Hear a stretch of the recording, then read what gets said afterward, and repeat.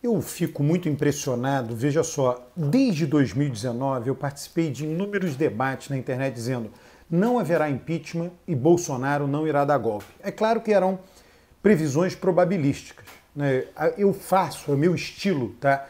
Eu faço uma afirmação, né? Você pode me cobrar, errou, acertou, eu faço uma afirmação. É claro que quando eu afirmei por todo esse período que não haverá impeachment e Bolsonaro não dará golpe, eu estava dizendo, é altíssima a probabilidade que não aconteça impeachment.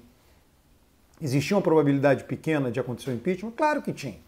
Mas a pessoa poderia dizer, olha, Alberto, você estimou errado as probabilidades. Ou estimei certo, poderia ter acontecido que tinha probabilidade mais baixa. Né? Não vai acontecer impeachment, está aí chegando o final de governo, zero impeachment. E eu disse, não haverá golpe. Todas essas polêmicas de internet são muito injustas, né? Porque você vai lá e diz, aí, cara, olha, o que eu sofri de ataque, pessoas que vinham caçoando, né, fazendo gozação, né, um negócio assim desrespeitoso. Muita gente eu bloqueei, mas é uma coisa desrespeitosa. E aí o tempo passa, essas pessoas desapareceram. Por isso que a internet é injusta, você não tem como cobrar dessas pessoas, dizendo assim, ó, viu como é que você estava errado, ficou fazendo gozação da minha cara, se deu mal, olha aqui que eu acertei. Está acontecendo agora o negócio da guerra da Rússia. Né? Eu mudo de opinião, eu não tenho dogma. Né? Começou a guerra da Rússia com a Ucrânia, eu falei, pô, a Rússia vai fazer um passeio, vai fazer acontecer, etc. Vendo os fatos, né? O recuo da Rússia, eu disse, olha, a Rússia está perdendo, né? Vai lá conquistar um pedacinho do território, 20% da Ucrânia. Eu digo, né? Eu penso sempre no longo prazo, instituições. A Rússia foi derrotada nessa guerra. Você não conquista e mantém um país, ou 20% de um país, com as pessoas te odiando. Daqui a 10 anos, sei lá quanto tempo, a gente vai ver a Ucrânia sendo Ucrânia de novo e talvez até a Rússia na OTAN. Agora, todos aqueles que vieram fazer gozação de mim, porque eu mudei de posição, mudei em função dos fatos. Os fatos me persuadem, né? Diferente dos dogmáticos que podem ter, quaisquer que sejam os fatos, que eles ficam pensando as mesmas coisas sempre, né? Eu achava que a Rússia ia ganhar e depois passei a achar que ela vai perder. E hoje estou mais convencido ainda disso. Só que daqui a 10 anos, quando a Rússia talvez entrar na OTAN, quando a Rússia se tornar um país liberal semelhante às democracias liberais da Europa, isso vai acontecer em algum momento. Quando a Ucrânia restabelecer todo o território, todos esses fizeram gozação comigo agora, estarão sumidos. Eu nem sei quem serão mais essas, enfim, não vou achar essas pessoas, nem tenho interesse. Né? Então a internet é injusta por isso. Você está vendo agora, né? Esse ministro Paulo Sérgio, ministro da Defesa, botou uma nota dizendo que está achando que o Exército foi desprestigiado pelo TSE, né? E eu, no Twitter, escrevi, olha, essa nota tem um perfil de que Bolsonaro deve ter solicitado para ele essa nota. Pede lá para um ministro, um Braga Neto da vida, olha, fala lá com Paulo Sérgio para emitir tal nota. As pessoas vêm lá fazendo gozação comigo, né? De novo, um negócio assim desrespeitoso, humilhante, né? Eu tenho razões para escrever aquilo e estou compartilhando um conhecimento. E aí você vê o nível, né? A internet tem isso, ela mostrou como é o ser humano, né? O ser humano tem um livro do Jared Diamond, O Terceiro Chimpanzé, né?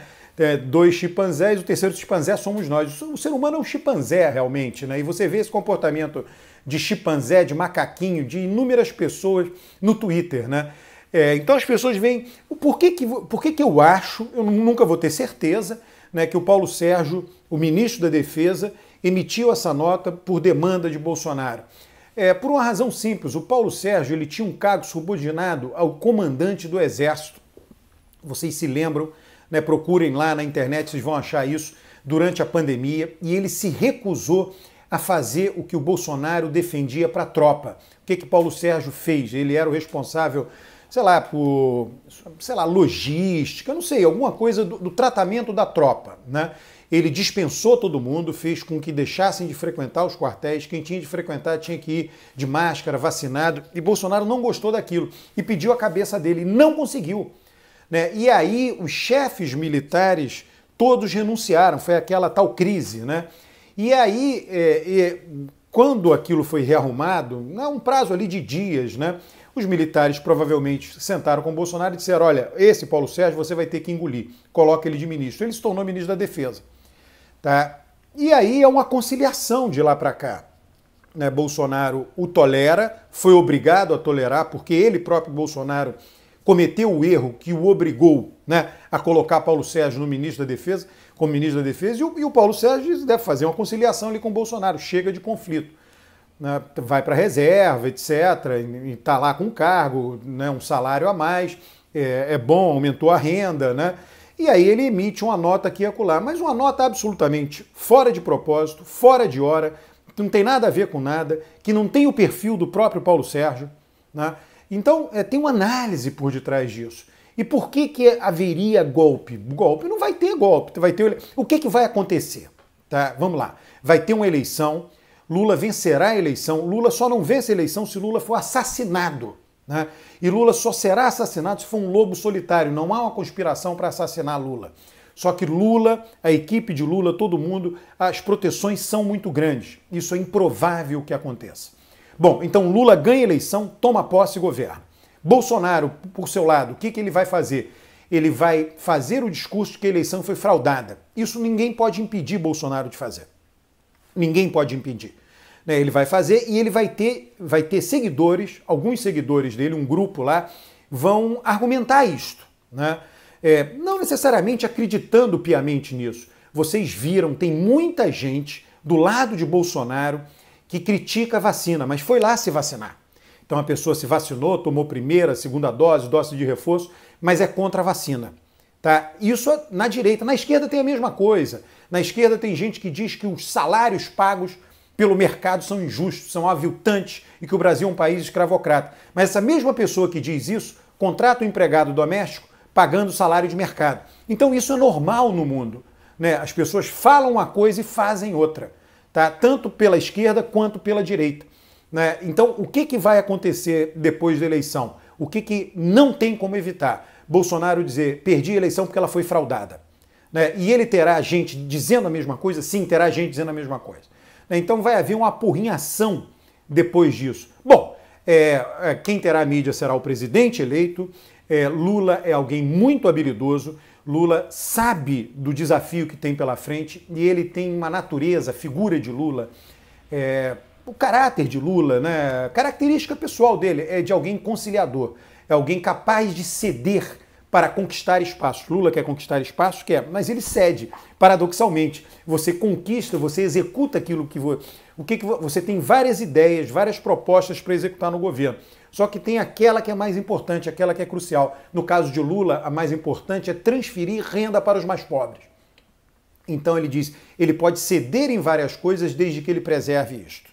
Né? E o que significa transferir renda? Transferir renda pode ir de sei lá, 20 a 100, você pode transferir 20, 30, 40, 50 até 100.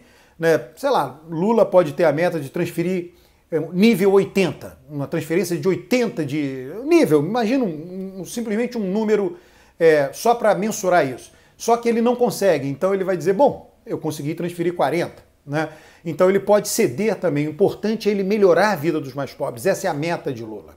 Então Lula no governo, Bolsonaro vai estar fazendo esse discurso radicalizado, Lula no governo, ele vai buscar a conciliação e ele terá os instrumentos para isso. O que eu chamo de instrumentos para isso? Os recursos disponíveis nas mãos do governo federal. Cargos comissionados, importantíssimo. Vai ter que ver o que vai acontecer com o orçamento da União, o orçamento secreto não vai continuar. Né? Então tem um conflito aí que o desfecho está em aberto, mas enfim, eu imagino que o orçamento secreto será extinto e haverá uma nova regra de convivência que está em aberto, a gente não sabe qual será, entre o poder executivo e o poder legislativo, e que vai ser estabelecido em função das tratativas e das negociações entre Lula e o Congresso Nacional.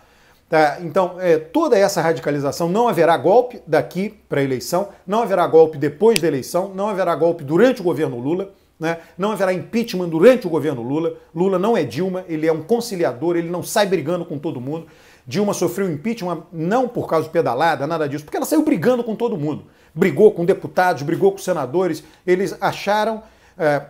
ela foi popular, enquanto ela foi popular, ela teve apoio, primeiro mandato. No segundo mandato, como ela destratou todo mundo no primeiro mandato, os deputados e senadores deram o troco. Né? Era insuportável a convivência política com Dilma. Com Lula não é. Ele gosta dos políticos, ele recebe, conversa, põe dentro do avião, viaja, almoça, atende. né? Então a situação do país, o clima do país, a partir de 2023, do ponto de vista político, em função da provável vitória de Lula, irá desanuviar. Abraços, Alberto Carlos Almeida pede que você se inscreva neste canal do YouTube. Um grande abraço.